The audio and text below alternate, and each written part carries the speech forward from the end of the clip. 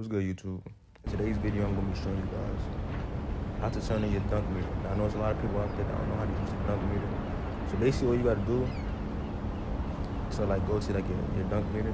You're gonna go down to controller settings, right? When you go to your controller settings, where it says pro stick function, keep it at default. Now, I know a lot of dribble guys, y'all keep it on absolute, but if you wanna have that to get contact dunks or whatever, you gotta make sure you have that on default. So make sure you keep the pro stick function on default. And if you wanna test it out or whatever, you can go to the Gatorade facility, reserve a private court, or you go to the Artist Shooting Gym. You can just practice using the meter. You know what I'm saying? So yeah, make sure you keep that on default. So pro stick function default. You keep that on. You know what I'm saying? You practice and you go crazy. Get them contact dunk animations. Y'all go crazy, man. I know y'all trying to get those contact dunks.